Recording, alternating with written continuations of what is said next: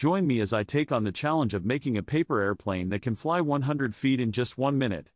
Today, I'm excited to take on a fun and educational challenge that combines creativity, physics, and a bit of friendly competition. Can I make a paper airplane that can fly an impressive 100 feet in under a minute? It's a tough task, but I'm up for it. So, what makes this challenge so exciting? For starters, the distance of 100 feet is no joke. That's a serious amount of airtime for a tiny piece of paper. And then there's the 1-minute time limit, which adds an extra layer of excitement and pressure. I'll need to think fast, design cleverly, and hope that my creation can perform under pressure. To make things even more interesting, I'll be sharing my entire design process with you, from concept to flight. I'll show you the different folding methods and wing shapes I'll be testing, and we'll see which one ends up being the winner. And of course, we'll get to the thrilling part. Will I actually be able to get my plane to fly the full 100 feet?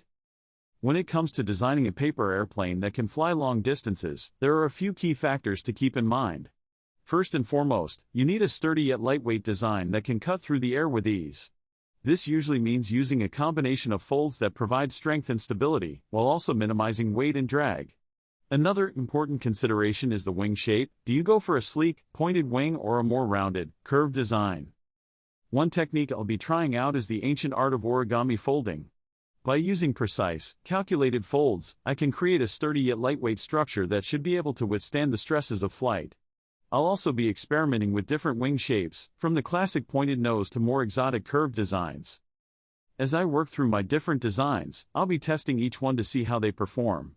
I'll be measuring distance, observing flight patterns, and making adjustments on the fly.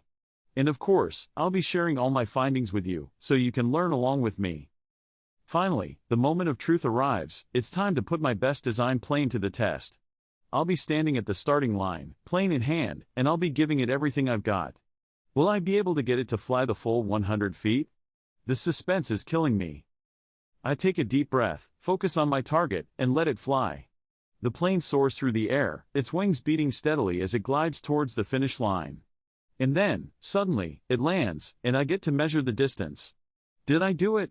Did I actually manage to fly my paper airplane 100 feet in under a minute?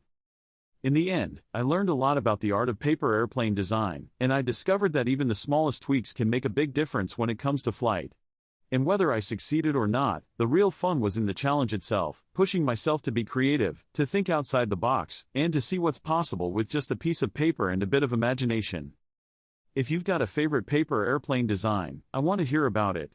Share your own designs and creations in the comments below, and don't forget to check out my other videos on fun science experiments and creative challenges.